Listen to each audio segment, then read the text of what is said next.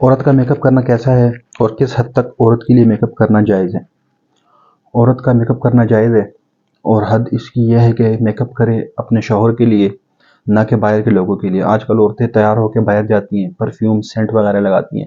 باقی تیار ہونا تو ٹھیک ہے، تیار ہو کے پردے میں جائیں، لیکن یہ پرفیوم لگانا یہ بہت بڑی خطرناک چیز ہے، کیونکہ دور سے ہی اس کی خوشبو سونگھی جا سکتی ہے۔ تو اس لیے اس سے احتیاط کریں، اور شرعی احکام کی جس میں رکاوٹ نہ بنے اس طرح کا میک اپ کریں۔ جیسے کہ اگر کوئی عورت نیل پالش لگاتی ہے تو جب وضو کرے گی تو اس کے پھر ناخن گیلے نہیں ہوں گے، اس لیے اس طرح کی چیزیں لگانا جو ہے وہ مناسب نہیں ہے۔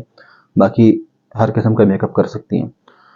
اور جو عورت تیار ہو کے باہر جاتی ہیں اس نیت سے کہ لوگ ہمیں دیکھیں اور ہم خوبصورت نظر آئیں، تو امام بہقی اس کے ضمن میں ایک حدیث بیان کرتے ہیں کہ رسول اللہ صلی اللہ علیہ وسلم نے فرمایا، لانتی ہے وہ شخص جو دیکھے ایسی عورتوں کو، اور لانتی ہیں وہ بھی جنہیں دیکھا جا رہا ہو۔ تو اس لیے اس سے احتیاط کریں، اور اپنے شوہر کے لیے اپنے گھر میں تیار ہوں۔ باہر تیار ہو کے جانے کی کیا ضرورت ہے آپ لوگوں کو؟ اگر خواب میں اپنی بیوی کو کسی غیر کے ساتھ دیکھ لیں۔ اچھا جی، بظاہر تو یہ خواب بہت نامناسب سا خواب ہے، بہت برا سا خواب ہے، لیکن اگر کوئی شخص ایسا خواب دیکھ لیتا ہے تو سب سے پہلے تو اس نے گھبرانا نہیں ہے، کیونکہ اس خواب کا جو مطلب ہے، جو اس کی تعبیر ہے، وہ یہ ہے کہ آپ کی بیوی آپ کے ساتھ مخلص رہے گی۔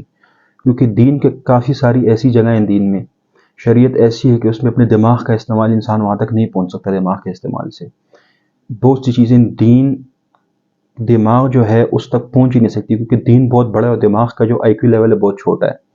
اس لیے اسی طرح اگر ایک اور خواب ہے جو بہت خطرناک ہے، جس طرح کہ اگر کوئی شخص دیکھے کہ جس نے اپنی والدہ کے ساتھ، اپنی ماں کے ساتھ خواب کے اندر بدکاری کی ہے، تو بظاہر تو یہ خواب بہت برا ہے، لیکن اس کا مطلب یہ ہے، اس کی تعبیر اس طرح ہے کہ وہ اس کی ماں اپنے بیٹے کو دل سے دعائیں دیتی ہے، دعاؤں میں یاد رکھتی ہے اپنے بیٹے کو ہمیشہ۔ تو اس خواب کا اس طرح مطلب، باقی بھی اس طرح کی بہت سی تعبیریں ہیں جو بظاہر تو خطرناک ہیں لیکن مطلب ان کے بہت اچھے ہیں۔ اور نبی علیہ السلام نے ایک حدیث فرمائی ہے کہ مرد کے پاس دین کے علاوہ سب سے قیمتی چیز جو ہے وہ اس کی بیوی ہے، جس سے اس کا آدھا دین مکمل ہوتا ہے۔ اس لیے اپنی بیویوں کا خیال رکھیں، اور اس طرح کے خواب دیکھ کر اپنے ذہن میں غلط خیالات پیدا کرنا اپنے گھروں کو توڑنے کی مناسب بات نہیں ہے۔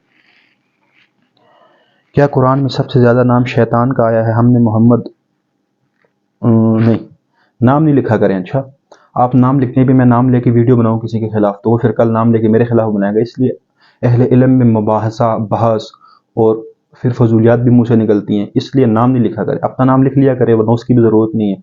لیکن اگر آپ کسی سے سن کے ان کا نام لکھتے ہیں تو پھر اچھی بات نہیں، کیونکہ جب وہ کل سنیں گے وہ کہیں گے یہ کس طرح کے لوگ ہمارے خلاف ویڈیو بناتے ہیں، وہ پھر ہمارے خلاف بنائیں گے۔ تو اس لیے ایک ساتھ مل کر چلنا چاہیے۔ تو آپ کیا پوچھ رہے تھے کہ کیا قرآن میں سب سے زیادہ نام شیطان کا آیا ہے؟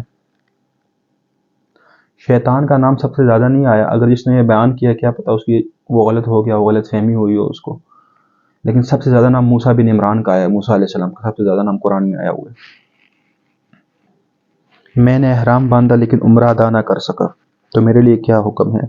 اچھا، اگر کوئی شخص احرام باندھتا ہے اور عمرے کے لیے جاتا ہے، کسی بیماری کی وجہ سے یا پھر کسی اور مسئلے کی وجہ سے وہ عمرہ ادا نہ کر سکا اور احرام اس نے کھول دیا، تو اس پہ احرام کھولنے کی وجہ سے جو ہے حد لازم ہوتی ہے۔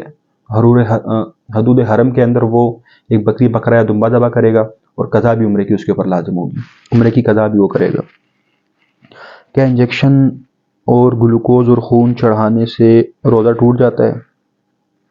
بعض علماء کہتے ہیں کہ انجیکشن لگانے سے بھی روزہ ٹوٹ جاتا ہے، لیکن ہم جمہور کو جو ہے فوقیت دیں گے ان بعض علماء پہ۔ جمہور کا قول یہ ہے کہ انجیکشن لگانا، گلوکوز لگانا، اس طرح کی چیزوں سے روزہ نہیں ٹوٹتا۔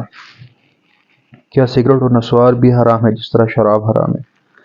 نہیں، شراب کو، خمر کو اس لیے حرام کیا گیا ہے شریعت میں کیونکہ وہ پینے سے انسان اپنے ہوش و حواس میں نہیں رہتا، ماں بہن کی تمیز اس میں نہیں رہتی، کرنے کی ماں بہن کی تمیز کرنے کی نہیں رہتی اس کے اندر۔